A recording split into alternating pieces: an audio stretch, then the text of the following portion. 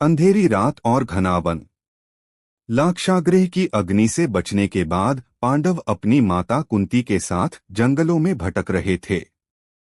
दिन भर चलने के बाद वे एक घने भयावह वन में पहुंचे। रात गहरी थी। आकाश में बादल छाए थे।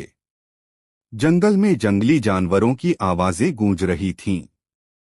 माता कुंती और युधिष्ठिर, अर्जुन, नकुल, सहदेव थककर सो गए। लेकिन भीम जाग रहे थे, पहरा दे रहे थे। उन्हें आभास था, यह वन साधारण नहीं है। उसी वन में रहता था हिडिंबासुर, विशालकाय, बलवान और अत्यंत क्रूर राक्षस। वह मनुष्यों का मांस खाता था।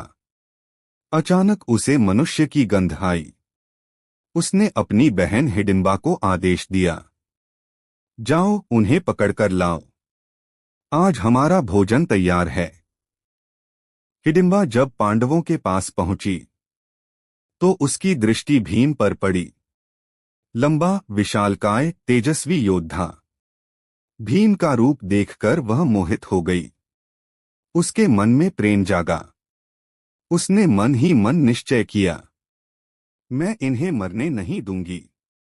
वह भीम के पास आई और बोली, आप खतरे में हैं। मेरा भाई राक्षस है। कृपया यहां से चले जाइए। इतने में हिडिंबासुर स्वयं वहां आ पहुंचा। उसने देखा कि उसकी बहन मनुष्यों से बातें कर रही है। वह क्रोध से चिल्लाया, तूने मेरी आज्ञा का उल्लंघन किया। उसकी लाल आंखें अग्नि समान चमक रही थीं। उसने भीम पर आक्रमण कर दिया। भीम ने तुरंत अपने भाइयों और माता को सुरक्षित किया।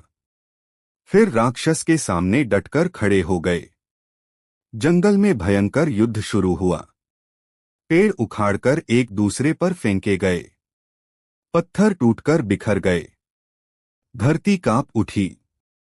हिडिंबासुर अत्यंत शक्तिशाली था, लेकिन भीम वायुपुत्र थे, उनमें असाधारण बल था। दोनों कई घंटों तक लड़ते रहे। अंततः भीम ने अवसर देखकर राक्षस को अपनी भुजाओं में जकड़ लिया। उन्होंने उसे आकाश में उठाया और पूरी शक्ति से भूमि पर पटक दिया। एक भयंकर गर्जना के साथ हिडिंबासुर का अंत हो गया। जंगल में फिर से शांति छा गई। सुबह हुई। सूर्य की किरणें पेड़ों के बीच से झांक रही थीं। हिडिंबा ने पांडवों से क्षमा मांगी। बाद में भीम और हिडिंबा का विवाह हुआ और उनसे वीर पुत्र घटोत्कच का जन्म हुआ, जो आगे चलकर महाभारत युद्ध में महान योद्धा बना। सच्चा वीर वही है जो परिवार की रक्षा करे। धर्म की रक्षा के लिए साहस आवश्यक है। बल का उपयोग सदैव न्याय के लिए होना चाहिए।